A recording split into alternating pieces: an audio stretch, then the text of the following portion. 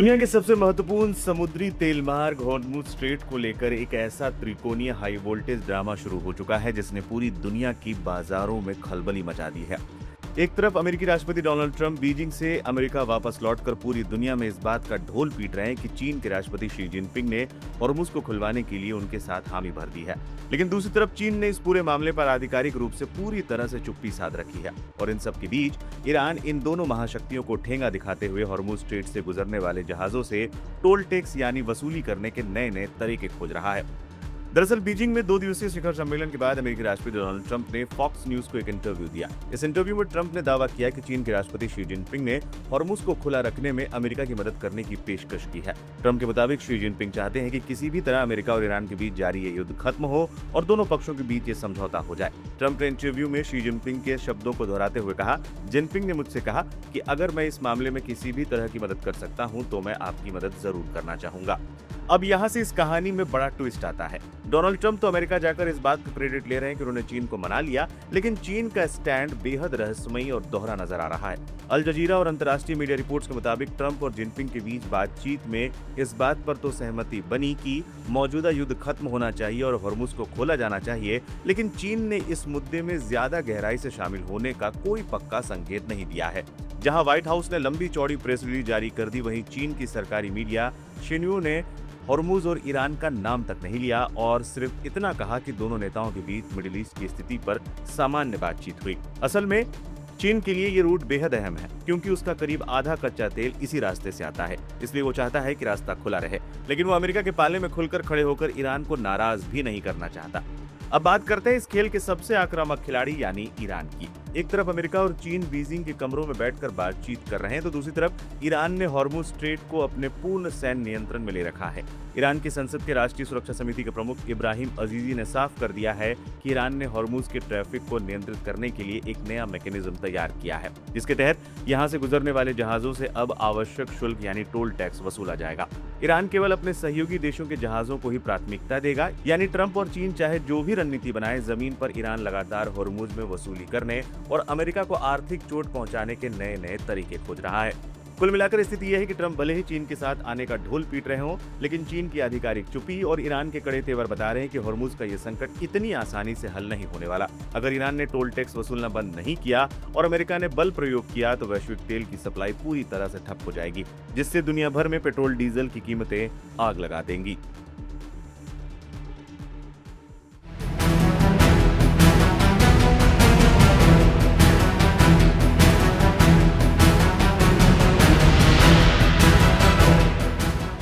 क्या दुनिया एक और बड़े आर्थिक और सैन्य महायुद्ध की तरफ बढ़ रही है? क्या आने वाले दिनों में पेट्रोल और डीजल की कीमतें आसमान छूने वाली हैं?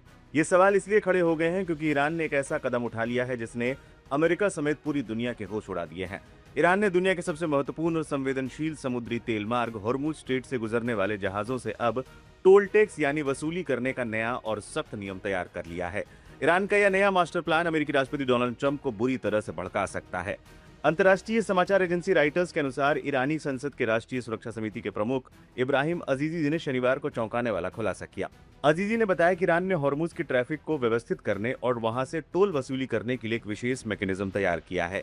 इस नए तंत्र के तहत हॉर्मुज़ स्ट्रेट से गुजरने वाले वाणिज्यिक जहाजों को विशेष सेवाएं दी जाएंगी और उसके बदले उनसे आवश्यक शुल्क यानी टैक्स लिया जाएगा। इस प्रक्रिया में केवल ईरान के साथ सहयोग करने वाले देशों के जहाजों को ही प्राथमिकता के आधार पर रास्ता मिलेगा। ईरान ने इस नए नियम में अमेरिका को सीधा टारगेट किया है।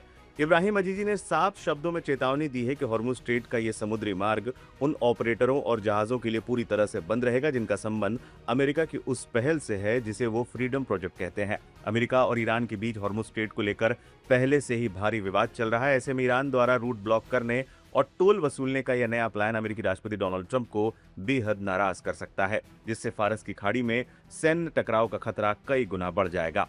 आखिर हॉर्मुज़ स्ट्रेट दुनिया के लिए इतना जरूरी क्यों है? दरअसल ये ओमान और ईरान के बीच स्थित एक बेहद संकरा समुद्री मार्ग है जो फारस की खाड़ी को ओमान की खाड़ी और अरब सागर से जोड़ता है। दुनिया का लगभग 1/3 समुद्री तेल परिवहन इसी रास्ते से होकर गुजरता है। वैश्विक ऊर्जा और गैस आपूर्ति की ये जीवन रेखा है। बीते 28 फरवरी को जब अमेरिका और इसराइल ने ईरान पर हवाई हमले शुरू किए थे, इसके बाद से ही इस रूट पर यातायात बुरी तरह से प्रभावित है। अमेरिका और इजराइल के हमलों के जवाब में अब ईरान ने इस पूरे समुद्री गलियारे को अपने नियंत्रण में ले लिया है। ईरानी सेना ने साफ कर दिया है कि अब वही तय करेगी कि हॉर्मुज से कौन से जहाज गुजरेंगे और किन देशों को अनुमति दी जाएगी। अगर ईरान ने इस रूट को पूरी तरह से बाधित किया या टैक्स के नाम पर जहाजों को रोका तो दुनिया भर में कच्चे तेल की सप्लाई ठप हो सकती है, जिससे भारत समेत दुनिया में हाहाकार मच सकता है। ईरान की इस आक्रामक कदम और टोल टैक्स के नए प्लान पर आपकी क्या राय है? क्या डोनाल्ड ट्रंप इसका सैन्य जवाब देंगे? हमें कमेंट बॉक्स में जरूर बताएं। अमेरिका और ईरान के बीच दुश्मनी कोई नई बात नहीं है, लेकिन अब जो दावा सामने आया है उसने वॉशिंगटन में खतरे की घंटियां बजा दी हैं। खबर है कि ईरान की संसद में एक ऐसे प्रस्ताव पर चर्चा हो रही है जिसमें अमेरिकी राष्ट्रपति डोनाल्ड ट्रंप की हत्या करने वाले व्यक्ति या संगठन को करोड़ों यूरो का इनाम देने की बात कही गई है।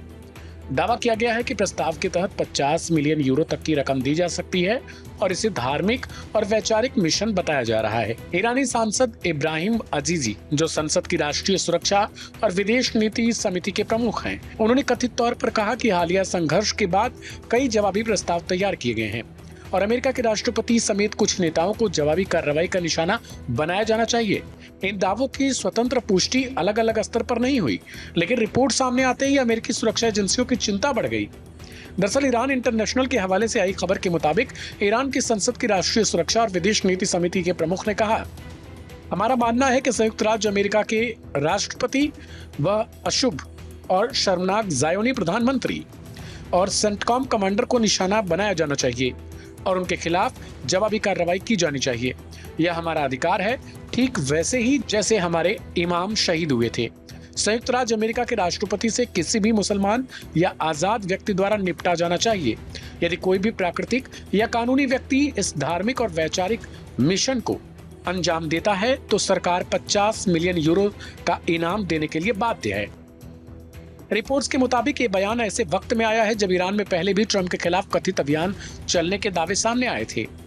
हालांकि लाइव हिंदुस्तान इस रिपोर्ट की पुष्टि नहीं करता है। कुछ रिपोर्ट्स में कहा गया कि लोगों को एसएमएस और ऑनलाइन प्लेटफॉर्म के जरिए ट्रंप की हत्या के लिए समर्थन जुटाने को कहा गया। यहां तक कि लाखों डॉलर की कथित फंडिंग दामों की भी चर्चा हुई। दूसरी तरफ अमेरिकी जांच एजेंसियां पहले भी ईरान के जुड़े कथित ऑपरेटिव्स और ट्रंप के खिलाफ साजिश के आरोप लगा चुकी हैं। अमेरिकी न्याय विभाग ने साल 2024 में ऐसे ही आरोपों से जुड़े मामले सामने रखे थे। हालांकि हर आरोप अदालत में साबित हो, ये अलग सवाल है, लेकिन इतना तय है कि ट्रंप लंबे समय से ईरान समर्थित खतरों की चर्चा के केंद्र में रहे। इसकी जड़ें साल 2020 तक जाती हैं, जब अमेरिकी ड्रोन हमले में ईरान के सबसे ताकतवर सैन्य चेहरों में से एक कासिम सुलेमानी की बगदाद में मौत हुई थी। यह हमला तत्कालीन राष्ट्रपति ट्रंप के आदेश पर हुआ था। इसके बाद ईरान के कई नेताओं ने बदले की बात कही और तब से ट्रंप पर संभावित खतरों की चर्चा लगातार बनी रही। अब नई रिपोर्ट्स और कथित प्रस्तावों ने फिर वही सवाल खड़ा कर दिया है, क्या सुलेमानी की मौत की कीमत आज भी अमेरिकी राजनीति और सुरक्षा पर असर डाल रही है?